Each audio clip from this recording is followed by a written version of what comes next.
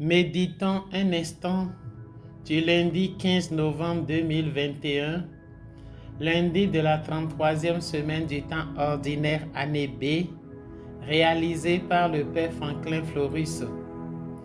Les textes soumis à notre méditation ce jour sont tirés de 1 Maccabée 1, 10 à 15 et 41 à 43 et 54 à 57 et 62 à 64. Psaume 118, 119, Luc 18, 35 à 43. Que veux-tu que je fasse pour toi? Luc 18, verset 41a. C'est peut-être la même question que Jésus te pose aujourd'hui. Pourrais-tu lui répondre de façon claire, précise et limpide? Et pourtant, c'est ce qu'il attend de chacun de nous. Il nous revient de nous mettre à l'école de cet aveugle mendiant pour savoir bien répondre quand Jésus nous visite. Car des fois, notre salut dépend de notre réponse prompte à Jésus. C'est le fruit aussi de notre foi. C'est pourquoi, en s'adressant à la fin à cet aveugle, Jésus dit: « Retrouve la vue, ta foi t'a sauvé. » Luc 18, verset 42. En effet, il sera toujours question de notre foi. Avec Jésus, nous pouvons tout avoir moyennant notre foi. Il est avec nous et il marche avec nous. Mais il ne peut rien faire avec nous sans notre foi. C'est elle qui active les grâces de Dieu déjà présentes même dans notre vie. Si l'évangéliste Saint Luc présente ici Jésus en route vers Jéricho, en ce qui concerne le cas de cet aveugle, quant à nous, il est déjà dans notre vie, il vit avec nous. Et c'est de l'intérieur qu'il nous pose la même question que celle adressée à l'aveugle. Que veux-tu que je fasse pour toi? Mais notre réponse, si elle n'est pas lente, elle est carrément absente. Et comment pouvons-nous atteindre le sommet que nous désirons si nous ne sommes pas capables de répondre à Jésus et à temps? L'invité qui lui avait opposé un silence lors des noces, nous connaissons très bien son sort.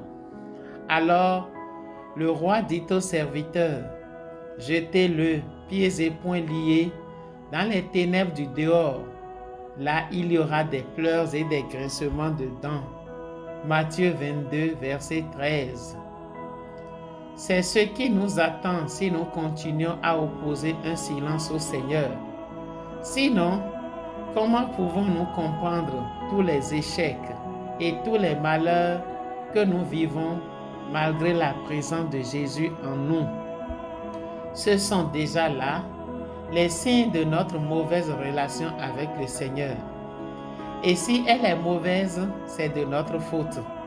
C'est nous qui ne remplissons pas notre partie. Et comment pouvons-nous expliquer cette réaction de notre part? La première lecture nous donne un élément de réponse à partir de l'histoire du peuple d'Israël. En Israël, beaucoup suivirent volontiers la religion du roi, offrirent des sacrifices aux idoles et profanèrent le sabbat. 1 Maccabée 1, verset 43. N'est-ce pas là un chemin qui nous empêche de remplir notre part vis-à-vis du Seigneur et contrarie notre relation avec le Seigneur, nous corrompt et nous empêche de répondre au Seigneur? C'est un chemin à éviter, et si nous y sommes déjà, nous sommes appelés à faire un demi-tour.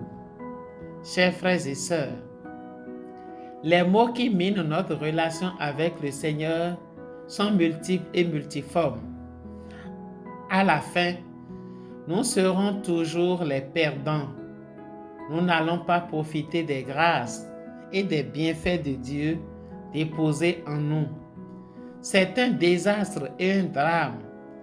Chacun vit déjà ce drame d'une manière ou d'une autre dans sa vie. car le monde dans lequel nous sommes, tel le roi Antiochos, dans la première lecture, nous propose des idoles auxquelles nous n'arrivons pas à résister.